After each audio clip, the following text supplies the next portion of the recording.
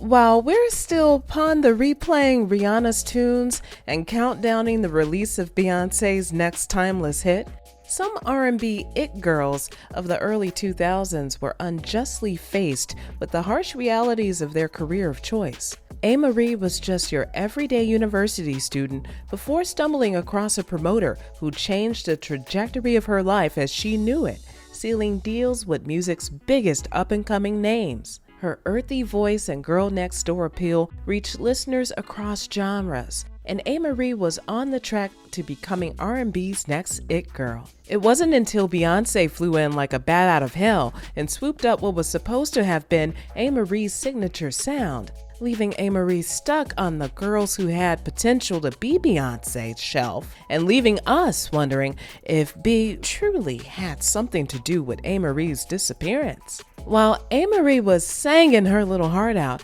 and asking, "Why don't we fall in love?" to an unknown someone, we were thinking, why don't we dissect these Amerie and Beyonce rumors that have been circulating the blog since 2005? The rediscovery of Amerie's smash hit One Thing coughs up the nostalgia each and every time it's brought to our attention. Whether you were introduced via social media, cruising through Los Santos, or reminiscing about your past faves, Amerie's name just seems to pop up every now and again, and this time it isn't for looking like Kourtney Kardashian's long-lost twin. Beyonce has yet again been accused of being a conniving, thieving witch by those who couldn't help but notice the blatant similarities between B's 2003 rump-shaking smash hit Crazy in Love and Amerie's 2005 fun, funky tune One Thing. From the slow-mo, that girl walk to the up-tempo choreography, the two songs without a doubt share quite the resemblance. With Beyonce's Crazy in Love being released in 2003, 2 whole years before Amerie's biggest hit hit the scene, fans, more specifically the Beehive, are probably wondering how in the world could Beyonce steal a sound that she obviously did first? Well, there's a good reason for that.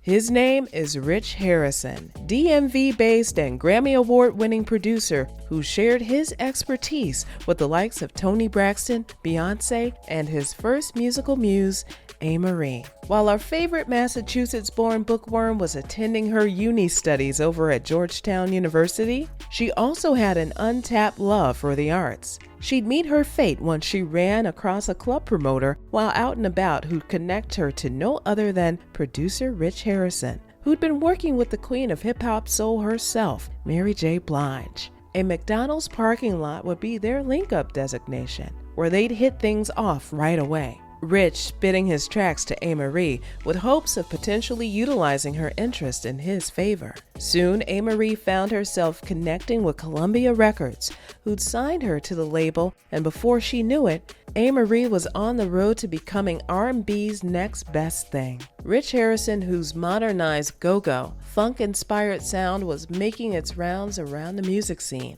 along with Columbia themselves, decided that Amerie was the perfect fit for him to test the waters. Producing her debut album, All I Have, entirely by himself, her breakout hit, Why Don't We Fall in Love, served to be best for Amerie's overall image. The summer bop stayed on BET's 106 and Park Video Countdown rotation and peaked at number 23 on the Billboard Hot 100.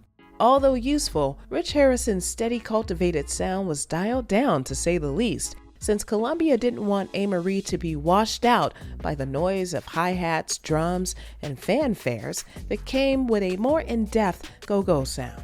Nevertheless, the mid-tempo rhythmic album earned Amerie a Soul Train Award and a spot on countless playlists. But while she was soaking up the energy for her next album release, another up-and-coming artist was lurking in the studios, awaiting a massive solo hit that surely placed her on the map.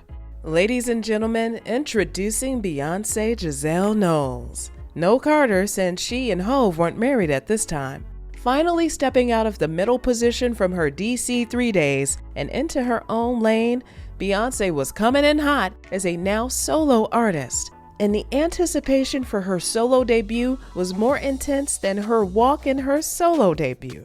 Crazy in Love may be a timeless club banger now, but before B had us reenacting the dance scene from the Wayans comedy, White Chicks? Crazy in Love was just another potential tune sitting in the vault of Rich Harrison's musical chamber. Wanting to do what Work It Out, her first unofficial official debut single, couldn't do, Beyonce pulled out the B signal with hopes of recruiting a producer who'd perfect the funkadelic sound she was striving for post Destiny's Child.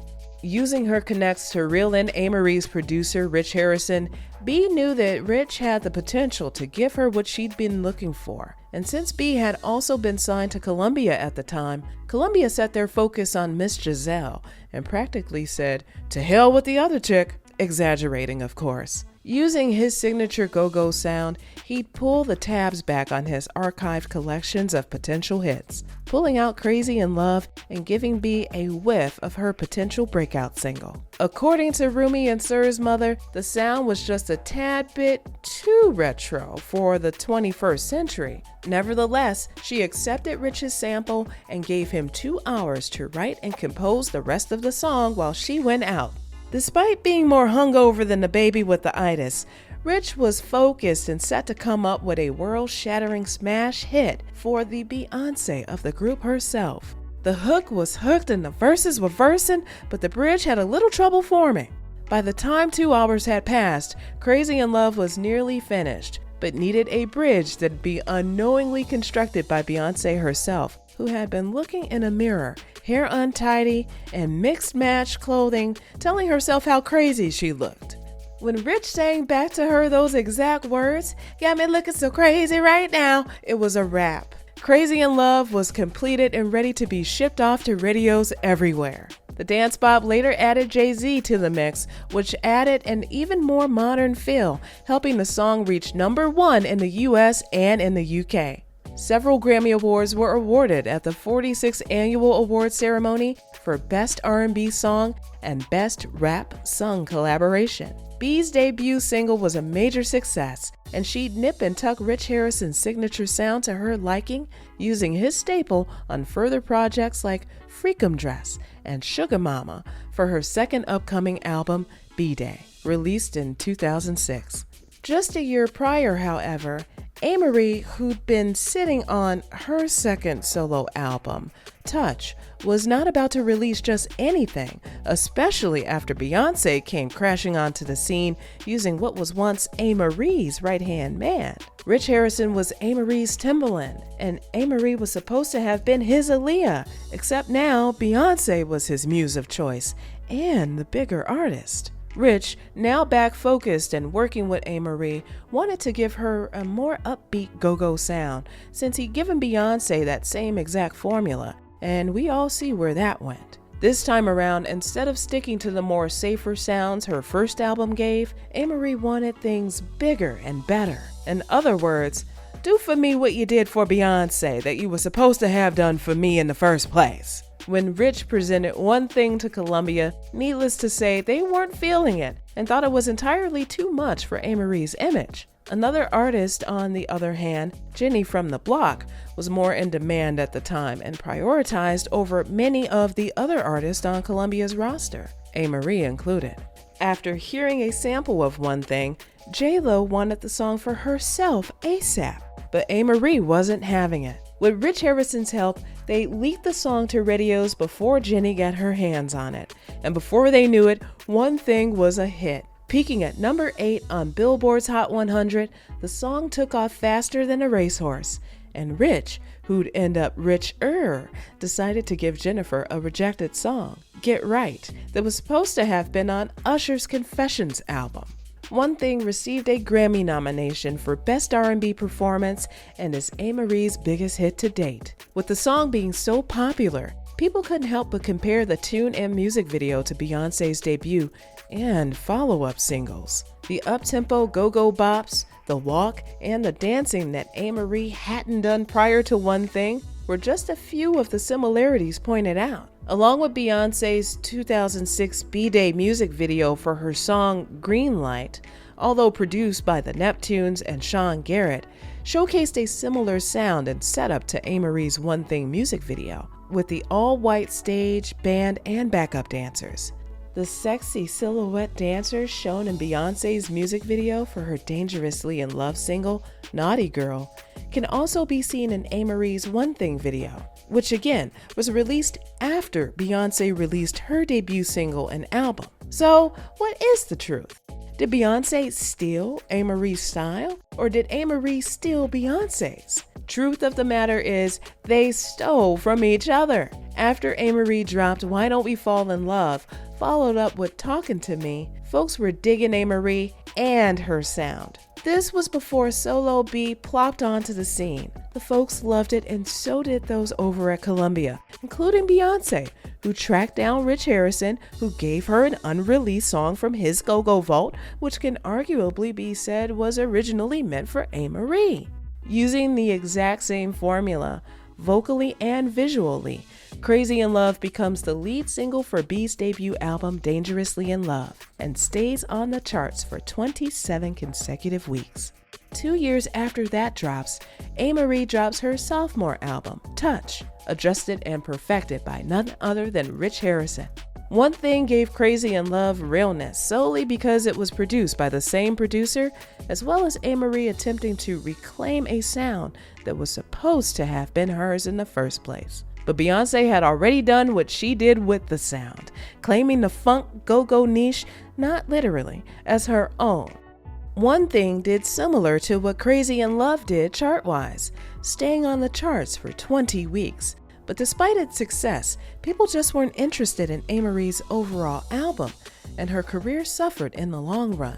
Because I Love It, Amerie's first album without Rich Harrison's involvement, came to fruition 2 years after the massive success of One Thing. But as stated before, she wasn't able to ride the coattail of her biggest hit. After its UK release, Amerie was dropped from Columbia, and the album lacked the US promotion it needed to succeed like it had done prior over in the UK. What really sets it apart from the rest of the ongoing theory that Amerie actually dissed Mother B on the track with these lyrics. 6 months and y'all done checked my style, thinking I was MIA.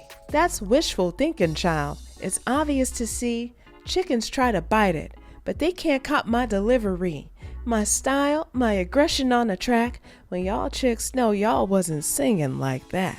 Pay 100 stacks, but you can't buy my sound, can't take my flow, can't bag my swag. We all love a good underdog story, but in this particular incident, we can't fault Beyonce for taking the sound that was given to her by the creator of the music himself. If anyone is to blame, then Rich Harrison appears to be the main suspect, although producers lend their sound to different artists all the time. If we're going to blame Beyonce for stealing Amerie's sound, then I guess we'd have to accuse Mary J. Blige, Toni Braxton, Usher, Jennifer Lopez, and the laundry list of other artists Rich Harrison lended his expertise to.